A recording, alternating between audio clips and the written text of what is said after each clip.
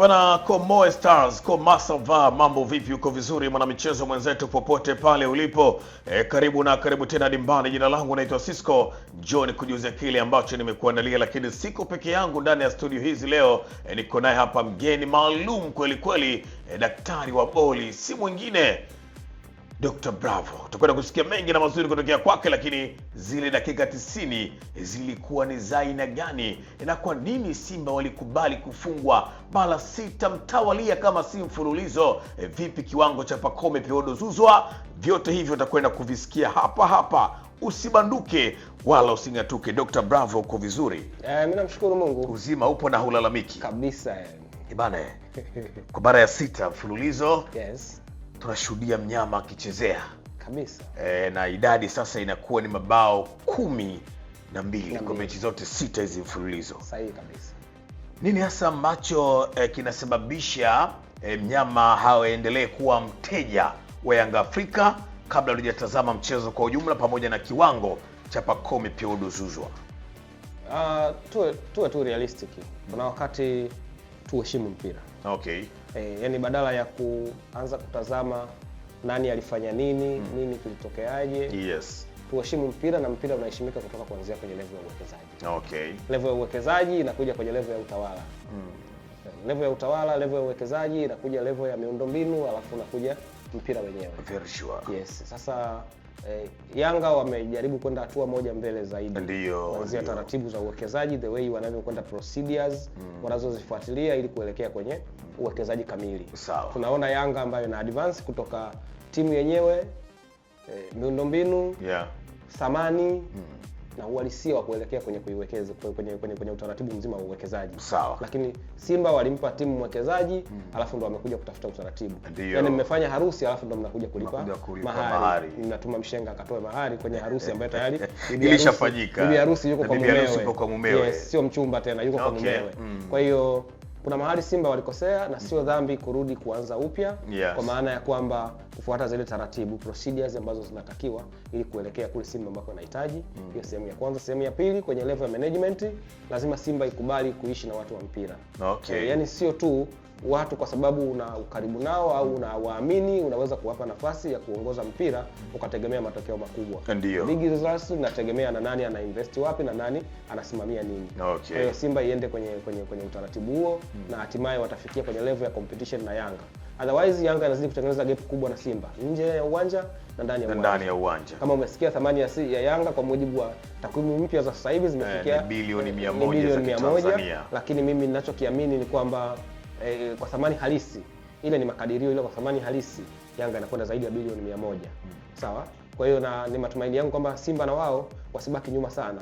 Wajitahidi kujivuta waweze kufikia kile ambacho wenzao Yanga wamekiachieve. Yes. Bana, hiyo ilikuwa ni kwa nini Young Africans ameendelea kuwa mbabe mbele ya wekundu wa Msimbazi Simba kwa mara ya 6 mfululizo. Mnyama akikutana na Yanga za kichwa, akikutana na Yanga za ugoko. Dr. Bravo hapa amezungumza kwa ujumla swali langu la kwa nini Simba ameendelea kuwa mnyonge wa Yanga. Turejee kwenye mchezo husika ambao umefanya tukutane nyakati hizi na tuzungumze. Kipigo kile cha bao 1-0, kipigo chembamba kweli kweli, unafikiri kimetengenezwa na nini hasa? Ugeni wa mwalimu Falls, lakini haukuweza kumpa shida wala shaka kufumua pale Yanga wanapofumuaga nyakati zote. Roman Falls. Bwana mdogo huyu kwanza acheki na mtu. Yeye acheki na yoyote. Acheki na yoyote, lakini pia mimi nimefurahi leo kwanza nimeona mpira. Nimeona mpira wenye hadhi ya dabi ya Kariakoo. Okay. Yes, nimeona kile ambacho nafikiri kilikuwa ni kiu ya mashabiki wengi. Kwa ukiacha tu kuwa na mapenzi na timu zao, lakini watu walitakiwa kuona mpira. Kabisa. Tumeziona dakika 90 ambazo zimetuonyesha uwezo wa timu zetu, lakini zimetuonyesha pia na viwango vya wachezaji. Okay. Kiujumla timu zote mbili zilibalance. Ukiangalia kuanzia mfumo, Simba walianza na back 3, katikati pia kuna double pivot ya Abdulrazak Hamza pamoja na Kagoma alipoumia Simba wakafanya mabadiliko, wakaingia Naby Keita, Yes. lakini bado timu iliendelea kubalance. Walikuwa wanapeleka mashambulizi yao kupitia pembeni, kupitia kwa Kibu Denis na Kibisawala, na timu ilikuwa inaweza kuadvance kwa speed kwenda mbele. Wakina Jean Charles Ahoua walijaribu mara kadhaa kufika kwenye lango la Yanga, lakini bahati haikuwa ya kwao. Yeah. Nafikiri utasifu pia kiwango cha golikipa wa Dar es Salaam Young Africans kwa maana ya Djigui Diarra. Alifanya kazi nzuri leo kuhakikisha kwamba Simba hawanufaiki na mipira yao ya mwisho inayofika mbele. Lakini hata baada ya dakika 30 Abdulrazak Hamza kuumia, unaona bado timu haikupoteza shepu wala timu haikupoteza uwezo. Kwa maana ya kwamba mchezaji aliyeingia alikuwa na kaliba inayofanana na mchezaji aliyoko ndani. Yes. Na hiki ndio kitu sote tunakisema kwamba shida sio nani anacheza. Shida je, uwezo wake unalingana na yule ambaye ni regular starter au yule ambaye ametoka uwanjani? Kwa maana ya kwamba timu inaendelea kubaki kwenye kitu kile ambacho kocha anakihitaji. Ndio. Na ndio ambacho tumekiona leo. Sababu zimefanyika, lakini uwezo wa timu umeuona. Ukija pia kwa upande wa Young Africans, utasifu kiwango cha mtu kama Azizi Ndambwile. Yeah. Nafikiri imekuwa surprise kwa watu wengi. Amezaliwa upya kabisa. Yaani nadhani kile alichokikataa Kagoma Yanga ndicho alichoenda kukifuata Ndambwile. Kwa sababu nafasi ilikuwa ya Kagoma kusajiliwa na Yanga, lakini baada ya sintofahamu Yanga wakarudisha mpira kwa kipa, wakaenda kwa Azizi Ndambwile. Na nadhani Ndambwile sasa anaanza kuvuna matunda ya kile ambacho Mungu amemjalia, maana haikuwa kwa uwezo wake wala kwa akili zake. Ni bahati kutoka kwa Mungu na nafikiri imempa matokeo. Utasifu uwezo wa kocha Romain Folz leo. Alijaribu kuona uwezo wa wachezaji wake wale wa msimu uliopita ambao hakuwa nao, lakini aliona uwezo wao na aliamua kuwaamini na kuanzisha wote. Ukiangalia Yanga huku nyuma almost timu nzima ilikuwa ni wachezaji wale wa zamani. Yes. Mpaka kipindi cha pili ndo timu imeingia na sababu ya mtu mmoja. Mudathir Yahya kaingia Dumbia, na lengo la Dumbia lilikuwa ni kutengeneza utulivu wa timu eneo la katikati. Yes. Kwa maana ya kwamba mipira ikifika kwake iwe ina mtawanyiko ulio sahihi na mchanganuo wa uhakika wa pasi zinakotakiwa kuelekea. Kabisa. Yes. Na utasifu sabu ambazo kocha amezifanya mara kwa mara zilikuwa ni sabu ambazo tunasema ni clinical sabu. Yes. Kwamba hatufanyi tu sabu kwa sababu ni fashion au kwa sababu una nafasi hiyo. Lazima mfanye mabadiliko. Yes. Unafanya mabadiliko yenye tija kwa maana ya kwamba unaona panapovuja. Sure. Ndio maana dakika ya 54 chap Pacome Podo zua akafanya yake, na nafikiri iwe assignment kwa mashabiki kuona kwamba wengi walidhani Pacome alikuwa yuko offside, lakini Pacome alikuwa kwenye offside position. Ila hakuwa sehemu ya mchezo kwa sababu alikuwa ametoka kuattack, anarudi. Wakati anarudi mpira ulikuwa kwa Max Nzengeli. Max ndio aliyedribble akatengeneza rebound. Baada ya rebound Pacome akageuka kaenda akafunga. Yes. Kwa hiyo lilikuwa ni goli halali kabisa. Ni goli ambalo halina mashaka. Utasifu pia kiwango cha refarii na wasaidizi wake leo, wamefanya kazi nzuri na hatimaye dakika 90 mpira umeamua. Sina malalamiko na mtu yeyote leo. Sina malalamiko na chochote. Silalamiki uwanja, silalamiki waamuzi, silalamiki wachezaji. Ila lazima tujifunze kuheshimu mpira. Na kilichotokea leo ni football imeamua. Ndio, bwana, kwenye zile dakika 90 kilichotokea ni football imekwenda kuamua. Young Africans ubora wao na quality ya wachezaji mmoja ndio ambayo imekwenda kuonyesha wao ni wakubwa kiasi gani. Na hii sijajua kama kwenu mtatafsiri vipi. Je, wanaendelea kubahatisha? Na kama walibahatisha mara ya kwanza, mara ya pili, mara ya tatu, mara ya 4, mara ya 5 mpaka mara ya 6 bado wanabahatisha? Maswali ya kujiuliza kweli kweli. Haya yanayofanywa na Yanga yameshakuwa mazoea na sasa si mazoea tena kwa sababu yameshajenga tabia. Tutazame kiwango cha Pacome Podo Zouzoua. Nikana kwamba anawaweza hivi Simba. Kila wanapokutana lazima hawaadhibu. Kama si kufunga basi ni kuassist. Kama vyote hivyo hajafanya basi lazima wasumbue mno kwenye mechi husika. Na leo alipata nafasi lakini taarifa zilikuwa zinaeleza hayuko fiti kwa 100%. Na ilitabiriwa yeye na Mzize kutocheza kabisa kwa sababu ya afya zao hazikuwa vizuri, lakini mwalimu akamtumia na akamwamini kwenye dakika zote 90. Hata Mzize pia kuna nafasi akapatiwa, akaingia, akaonyesha. Niseme tu kwamba Mzize ndio mchezaji mwenye majeraha makubwa kuliko Pacome. Okay. Niweke tu ili wazi. Sio msemaji wa Dar es Salaam Young Africans, lakini nazungumza ninachokijua. Okay. Kwamba Mzize hata ameenda Chani akiwa na majeraha, hata Engineer Hersi Said ambaye ni rais wa Young Africans alithibitisha hilo kwenye mkutano mkuu.